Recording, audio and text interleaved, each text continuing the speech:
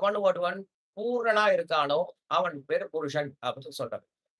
இந்த பூரண சப்தம் எத குறிக்குது அப்படின்னா, பூரண அப்படிங்கிறது கல்யாண குணத்தை குறிக்குது. எவன் ஒருவன் எல்லா குணங்களையும் நிரம்ப பெற்றவனா இருக்கானோ, அவன் புருஷன் அப்படின்னு சொல்றார். ராமாயணமே எப்படி ஆரம்பிக்குது அப்படின்னா, "கோன்வஸ்மின் சாம்பிரதம் லோகே குணவான்" அப்படின்னு ஆரம்பிக்கிறார்.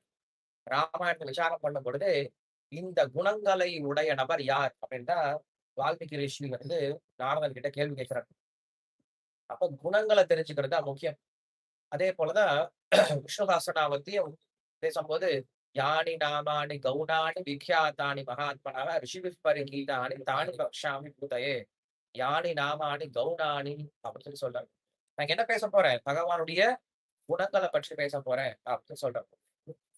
அப்ப அந்த மனுஷன பத்தி நம்ம தெரிஞ்சுக்கணும் அப்படின்னா, அந்த மனுஷனுடைய குணங்கள பத்தி தெரிஞ்சுக்கணும். இல்லையா? அதுபோல இங்க புருஷ அப்படின்னு சொல்லும்போது, இந்த புருஷ சப்தம் யார குறிக்கும் அப்படின்னா, எல்லா கல்யாண குணங்களையும் நிரம்பியவன் புருஷன் அப்படின்னு சொல்றாங்க.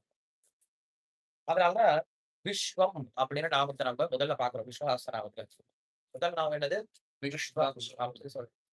விஸ்வம்ன்ற நாமத்திற்கு ஆதிசங்கரர் ஒரு கால் விளக்கம் கொடுக்கிறார். விஸ்வம் அப்படின்னா இந்த உலகமே கடவுள், சர்வம் கலவிதம் பிரம்ம அப்படின்னு சொல்ற மாரி, இந்த மொத்த உலகமும் விஸ்வம் தான். மொத்த உலகம் கடவுள் தான் அப்படின்னு சொல்லுவார். ஆனா, அதற்கு பராசர பட்டர் வேற மாரி ஒரு விளக்கம் சொல்றார். ஏன்னா இந்த உலகம் கடவுள் ஆகாது. உலகம் அப்படிங்கிறது கடவுளுடைய ஒரு வெளிப்பாடு தான். அவர் சக்தியினுடைய வெளிப்பாடு தான். உலகம் கடவுளாக போறது கிடையாது. கடவுள் வேணா உலகத்தினுடைய ஒரு பகுதியா இருக்கலாமே தவிர, உலகத்தை உருவாக்கியவரா இருக்கலாம் தவிர, புரோபா அடிக்கடி இந்த விளக்கம் சொல்லுவாரு. "Car is Ford, but Ford is not car" அப்படின்ட்டு.